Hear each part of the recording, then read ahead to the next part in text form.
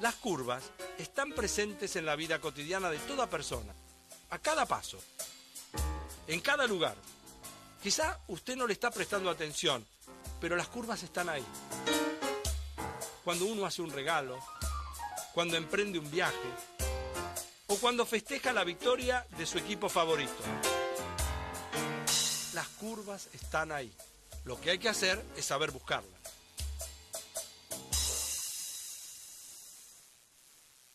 Hoy en el programa vamos a hablar de curvas, de las curvas de la vida cotidiana, curvas con las que usted se encuentra todos los días. ¿Qué es lo que tiene que decir la matemática en cuanto a cómo las describe? Y por otro lado, cómo se generan las curvas. Fíjense lo siguiente, yo tengo aquí a mi lado un cono. Ahora, miren lo que pasa cuando la cámara empieza a trasladarse. Este cono es como si alguien hubiera venido y lo hubiera trozado. Es más que si hubiera venido, alguien vino y lo cortó. Lo cortó con un plano así, lo cortó con un plano así, lo cortó con un plano así, y también fue cortado por un plano horizontal, o sea, como si alguien hubiera venido y lo hubiera serruchado con algo paralelo al piso. Y ustedes fíjense que se van generando distintas curvas. En el borde del cono van apareciendo diferentes curvas. Miren la que está acá. Esta en particular, si esto estuviera todo bien, esto sería una circunferencia. Es decir, la circunferencia se obtiene cuando uno troza un cono, corta un cono de esta forma, con un plano paralelo al piso.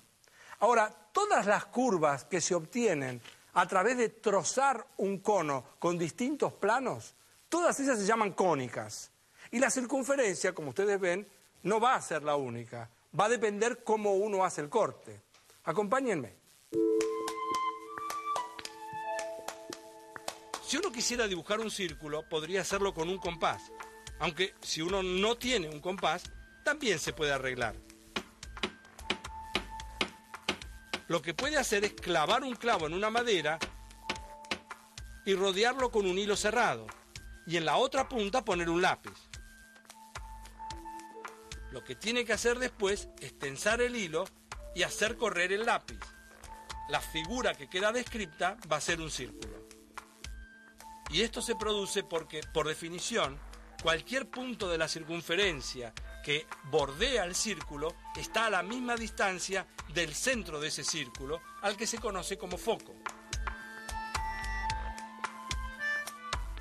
Uno se topa con círculos cotidianamente. La boca de un vaso, un disco compacto o las medallas de cualquier torneo de fútbol. Otra de las curvas cónicas es la elipse, la que se obtiene haciendo un corte diagonal al cono, es decir, no paralelo a la base, y que además tampoco llegue a atravesarla.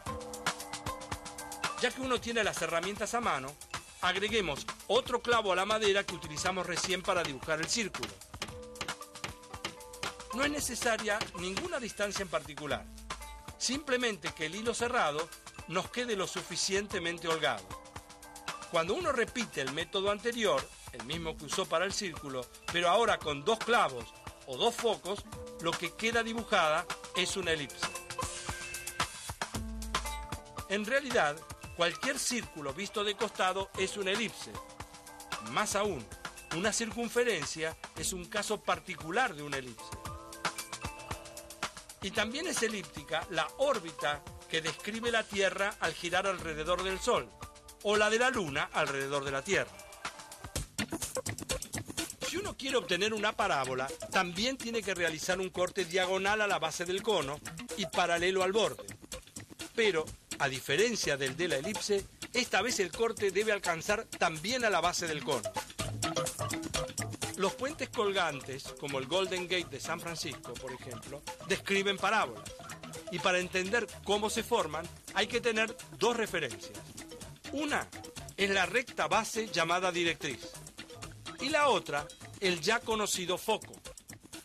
Para confirmar que uno está ante una parábola, lo que tiene que hacer es medir la distancia entre cualquier punto de la curva al foco y la distancia de ese mismo punto, pero a la recta base o directriz. Y esa distancia tiene que ser la misma. Su utilidad, hablo de las parábolas, además de los puentes colgantes, también se puede ver en lo que se llaman antenas parabólicas receptoras, en las que, por su forma, las ondas rebotan hacia el foco, donde se encuentra el detector de ondas, que las canaliza hacia un lugar determinado.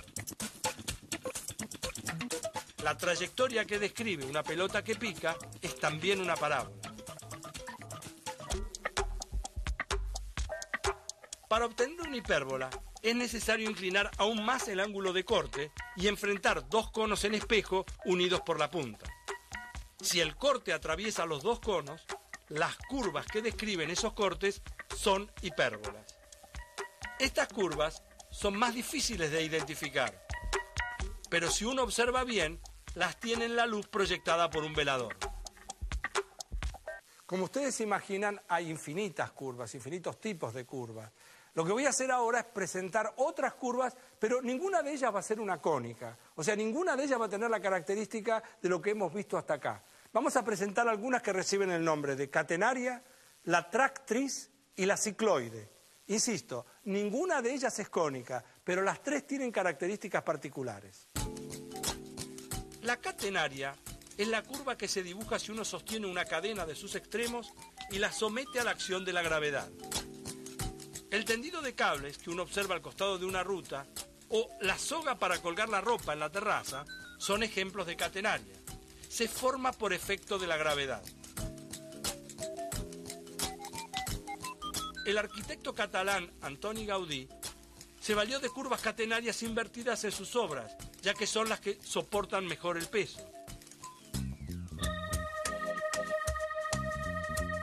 Vamos a hacer una prueba. Supongamos que usted se sube a una bicicleta y comienza a andar en la dirección oeste, pero gira el manubrio hacia el norte. El dibujo que marca la rueda trasera, desde que la delantera cambia de rumbo hasta que quedan las dos de nuevo en línea, se llama tractriz. Ahora le pido que observe otro fenómeno.